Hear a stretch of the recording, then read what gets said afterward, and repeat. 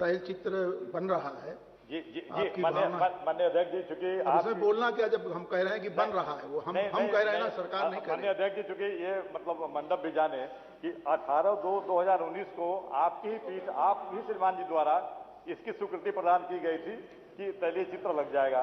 और माननीय अध्यक्ष जी, लगभग आप देख लीजिए कितने मैंने लगभग, मैं कह रहा हूं कि वो उसका ऑर्डर कर दिया गया है विधानसभा की तरफ से, और माननीय मुख्यमंत्री जी से भी परामर्श ले लिया गया था। जी जी, तो वो लगेगा। ठीक, धन्यवाद अध्यक्ष। माननीय राम गोविंद जी ने एक सूचना दी है, और वो सूचना किसी भी तरह से, चाहे नियमावली को उलट कर पढ़िए, चाहे पलट कर पढ़िए, चाहे खड़े होकर पढ़िए, चाहे बैठ कर पढ़िए, किसी भी तरह पढ़िए, उसमें आती नहीं। और वो वरिष्ठ नेता है, तो हमारा मार्गदर्शन करें कि ये कैसे आती है। आपका मार्गदर्शन तो मैं नहीं कर सकता, आपका मार्गदर्शन ले सकता।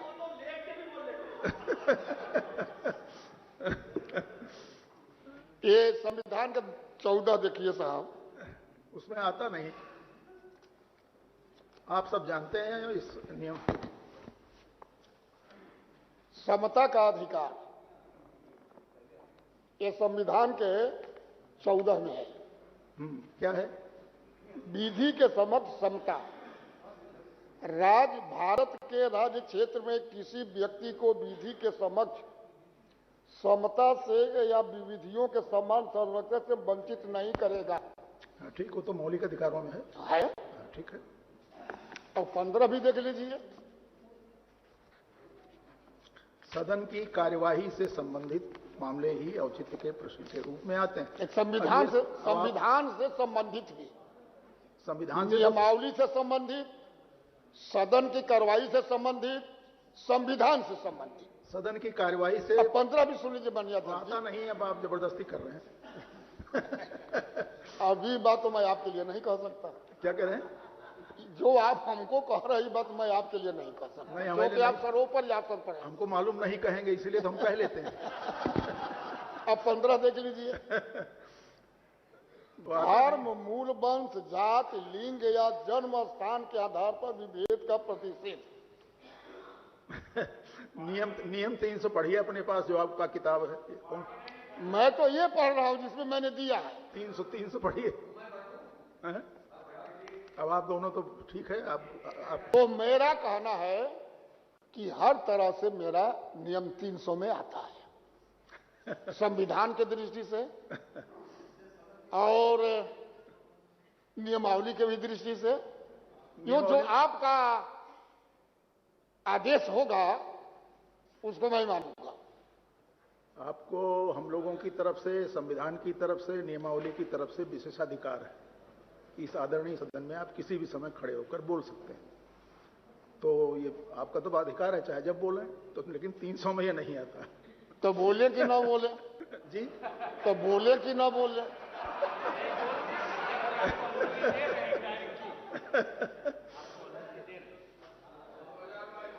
तो क्या तय किया आपने? तो तय आपको करना, जब मैं आप पर छोड़ दिया हूं तो तय आपको करना है। मेरे दृष्टि से, संवैधानिक दृष्टि से भी सही है, नियमावली से भी सही है, और जो हमको मौलिक अधिकार मिला है संविधान में, उसके भी दृष्टि से सही है। अब आपका जो आदेश होगा मैं पहले को मानूंगा। मैं सरकार को सुन लूं इस बारे में। खन्ना जी क्या कहना है? तो बिना हमारे कहीं सरकार का क्या सुनेंगे? हम अपनी बात कहे ही नहीं, अब सरकारों के खिलाफ हमको कहना है। आप तो कह चुके अपनी बात। नहीं कहा कहे, आप पहले हमको 2 मिनट सुन लीजिए। अच्छा, ग्राह्यता पर बोल दीजिए 2 मिनट। हाँ, ग्राह्यता का ही बोलिए। ये अब सुन, अब हो गया आदर उधर से बैठ जाइए। पहले तो हमें समझ दिया, उसके बाद का नहीं, उन्होंने हमको ग्राह्यता पर कह दिया। ठीक आप पहले सुन लीजिए, बैठ जाइए, बोलने दीजिए। माननीय अध्यक्ष जी, ये सरकार का विश्वास संविधान में नहीं है। इस सरकार का विश्वास लोकतंत्र में नहीं है, जनतांत्रिक प्रणाली में नहीं है। अभिव्यक्ति की स्वतंत्रता पर इनका विश्वास नहीं है। माननीय अध्यक्ष जी, अभी थोड़े दिन ही पहले जिला पंचायत के सदस्यों का चुनाव और बीडीसी सदस्यों का चुनाव हुआ। यहां सब माननीय सदस्य बैठे हैं, चाहे किसी भी दल के हों। सभी अखबार और चैनलों ने, अखबार ने लिखा, चैनल के लोगों ने दिखाया, सोशल मीडिया पर चला कि समाजवादी पार्टी के सबसे अधिक मेंबर जीते। और जब चुनाव आया तो जिनको माननीय संसदीय कार्य मंत्री का महाराज जी की कृपा से और सरकार की कृपा से, सरकार के जबरदस्ती से ऐसा हुआ जो वास्तव में कह रहे अध्यक्ष जी बहुत दिन से, लंबे समय से आ रहे हैं इस सदन में, और माननीय संसदीय कार्य मंत्री भी लंबे समय से आ रहे हैं इस सदन में, ये कभी ऐसा नहीं हुआ। संक्षेप कर दीजिए। संक्षेप कर। माननीय अध्यक्ष जी, जो प्रत्याशी नॉमिनेशन करने गया उसका अपहरण हुआ, उसका पर्चा फाड़ा गया, अब आप सब उसका घर गिराया गया, हमारी माता बहनों को साड़ी खींच दी गई। माननीय अध्यक्ष जी, एक महिला के चिरहरण करने पर इस देश में महाभारत हुआ था। और अभी सरकार के माध्यम से दर्जनों हमारी मां बेटियों का चिरहरण कराई जाएगा। इस चुनाव में एक दूसरा महाभारत होगा। वो महाभारत तीर से लड़ा गया, गदा से लड़ा गया, तलवार से लड़ा गया, भाला से लड़ा गया, और ये महाभारत ओट से लड़ा जाएगा संसदीय मंत्री। और आपने जो नंगा नाच किया है, जो लोकतंत्र की हत्या किया है, संविधान की हत्या किया है, जनतंत्र का जो आपने मजाक उड़ाया है, अब आप जो आपने लोकतंत्र की छाती पर बैठ करके रौंदने का काम किया है, अब हो गया रामगोविंद जी। ये जनता आपको सबक सिखाएगी। जो हमारी मां बहन बेटियों का चिरहरण आपने कराया है, हो गया। ये 22 के महाभारत में वोट के माध्यम से आपका सफाया करेगी। आप इधर आओगे और इधर के लोग उधर जाएंगे। माननीय, अब उनको बुला लीजिए। माननीय संसदीय कार्य मंत्री, माननीय संसदीय कार्य मंत्री, माननीय संसदीय कार्य मंत्री।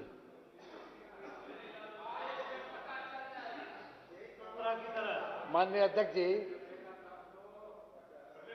पहले तो ये तय हो जाए कि ये वास्तव में 300 में आता है या नहीं। पहले बात ये तो हम कह चुके कि नहीं आता। जो कुछ भी कंटेंट्स आपने दिए हैं मान्यवर, बहुत जोर जोर बोलने से कोई गलत बात सच नहीं होती मान्यवर, कभी नहीं होती। और एक शायर ने कहा था, सुन लो,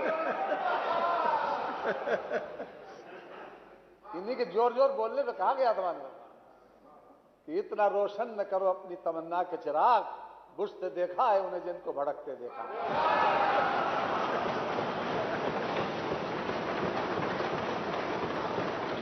माननीय अध्यक्ष जी, ये वो सरकार है कि जिसने 36 घंटे विधानसभा में केवल इसलिए सेशन आउट किया कि हम लोगों को संविधान में दी गई ड्यूटीज का कर्तव्य बोध करा सकते। बारे कर्तव्य बोध इस सरकार ने कराया है, योगी सरकार ने कराया है पहली बार। इसके पहले मान्यवर कभी 36 घंटे का सेशन नहीं हुआ और कभी संविधान की ड्यूटीज के ऊपर चर्चा नहीं हुई कभी, जिसका क्षमा करेंगे माननीय राम गोविंद जी और उनके दल के लोगों ने बहिष्कार किया था। और हमें ये संविधान की परिभाषा दे रहे हैं माननीय सरकार, हमें संविधान की परिभाषा सिखा रहे हैं माननीय। हमने कर्तव्य पे 51A में जो 11 ड्यूटीज दी हैं, हमने उसके ऊपर पूरे 36 घंटे तक एक्सरसाइज किया बात। और मान्यवर, हमने 2015 भी देखा था। हम 2015 की याद नहीं दिलाना चाहते, सदन का वक्त नहीं बर्बाद करें, लेकिन मान्यवर ये तो जिला पंचायत और नगर पालिका परिषद उसमें बीडीसी और प्रधानी की बात कर रहे हैं। इन्होंने तो पार्लियामेंट और असेंबली तक में निर्विरोध होने पर नहीं इस तरीके की हरकतें करवाई इन्होंने। लेकिन उसका क्योंकि हम उसको मानते नहीं, ये सदन की कार्रवाई विनियमित होती है, संविधान के वो उपबंध जिससे सदन की कार्रवाई विनियमित होती हो, साफ साफ लिखा है। इसमें बार बार दोहराने की जरूरत नहीं है। औचित्य प्रश्न इन नियमों के या संविधान के ऐसे अनुच्छेदों के जिनसे सदन का कार्य विनियमित होता हो। तो मान्यवर, पंचायत चुनाव से सदन का कार्य कहां विनियमित होता है मान्यवर? मैं आपके माध्यम से विनम्रता से मान्यवर राम गोविंद चौधरी से पूछना चाहता हूं, कहीं पर से ये नियम 300 के अंतर्गत आता नहीं। इसलिए मान्यवर, इसका सदन का समय बिना खराब किए हुए मैं आपसे विनम्रता पूर्वक आग्रह करता हूं कि इसको मान्यवर आग्रह किया जाए। ये सूचना नियम 300 में नहीं आती है, आग्रह की गई।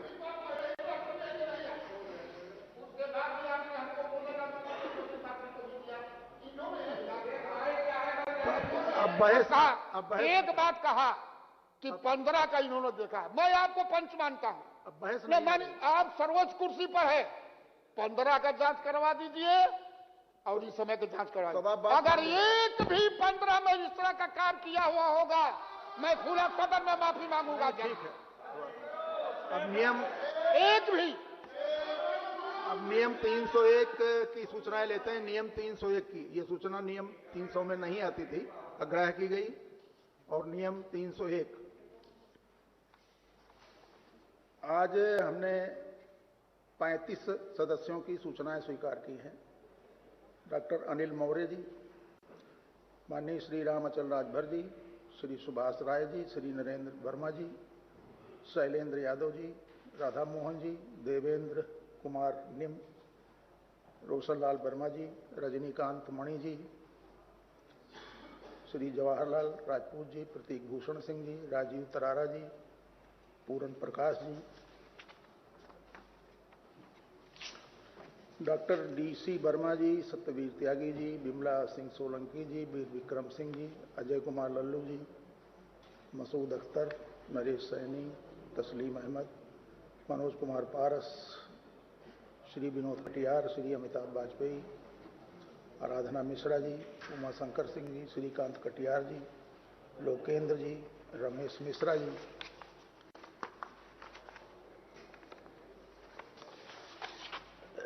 अगेश राम शरण वर्मा जी, संजय गर्ग जी, नीरज बोरा जी, पलटूराम जी, रामचंद्र यादव जी, उपेंद्र नाथ पासवान जी।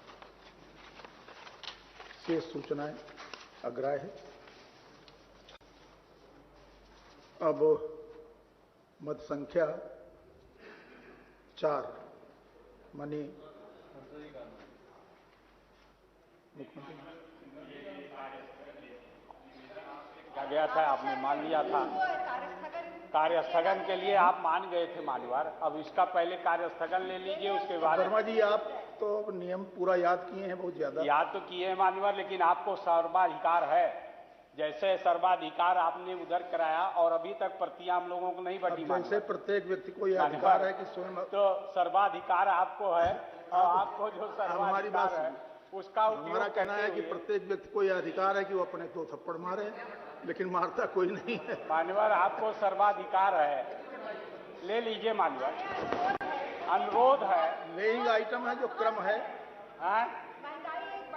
जो क्रम है उसी में हो जाना, बड़ी जल्दी हो गया जी। माननीय अध्यक्ष जी, आपकी अनुज्ञा से उत्तर प्रदेश केंद्रीय परिषद किराएदारी विनियमन द्वितीय अध्यादेश 2021, उत्तर प्रदेश अध्यादेश संख्या 3 सन 2021 को सदन की पटल पर रखता हूं। संख्या 5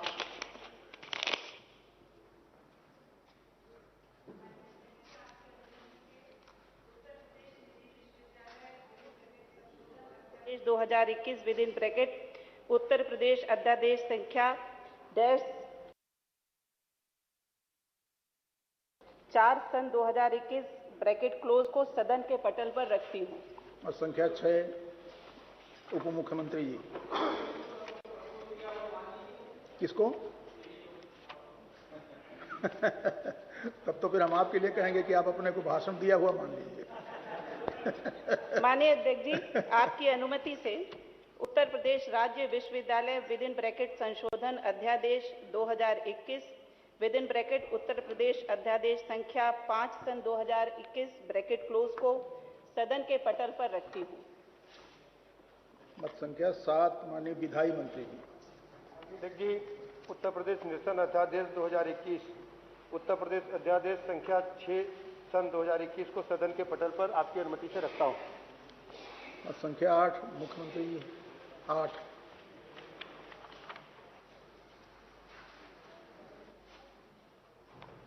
माननीय अध्यक्ष जी, मैं आपकी अनुज्ञा से राज्य कर अनुभाग 2 की अधिसूचना संख्या 422/11-2-21-9 विदिन ब्रैकेट 46-20 उत्तर प्रदेश अधिनियम -5-2008 आदेश विदिन ब्रैकेट 174-2021 दिनांक 26 मार्च 2021 को उत्तर प्रदेश मूल्य संवर्धित कर अधिनियम 2008 उत्तर प्रदेश अधिनियम संख्या 2008 की धारा 4 की उपधारा 5 की अपेक्षा अनुसार सदन के पटल पर रखता हूं। एक मिनट रुक जाइए, एक सूचना दे दें हम। अभी माननीय वर्मा जी की तरफ से और कई माननीय सदस्यों की तरफ से अनुपूरक बजट की प्रतियों की बात कही गई थी, तो वो प्रतियां जो विधायकों का वेबसाइट है उस पर उपलब्ध। यूपी में आज पेश हुआ अनुपूरक बजट और अधूरी परियोजनाओं और वादे पूरा करने पर होगा जोर।